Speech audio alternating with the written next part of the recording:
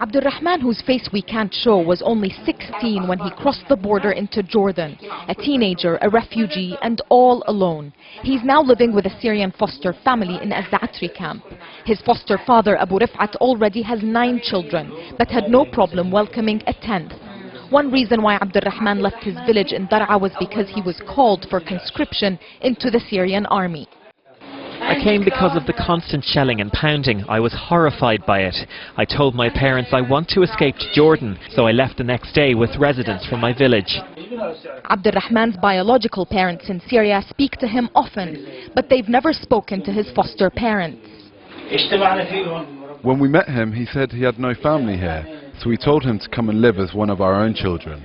We didn't want him to stay around people who could be a bad influence. UNICEF says more than 4,000 Syrian children have left Syria unaccompanied by parents or adult relatives. Jordan is home to over 1,000 of them. There are so many reasons why Syrian children arrive in Jordan unaccompanied. It may be that their legal guardians are dead, or because their parents want to protect them from violence or recruitment by armed forces or groups. Some even get separated at the border. Rami had to leave her 3 children unattended at the camp to search for her 5 other children whom she left behind in Syria. She's crying because her husband disappeared during the first month of the conflict, and she's been struggling to keep her family together. When I came here, I wasn't able to grab my children with me, and now we are unable to reunite. My heart has been aching for my children in Syria, so I went back under the shelling, wishing I'd be killed by a mortar with them. It's better than being scattered and displaced. A lot of effort goes into finding safe homes for unaccompanied children. Humanitarian organizations are working together to try to track down family members of unaccompanied children.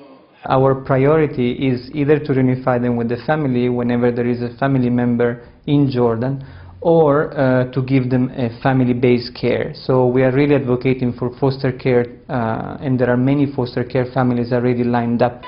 In the chaos of war, children are always among the most vulnerable, and the plight of unaccompanied child refugees here is yet another reminder of how real their vulnerability is.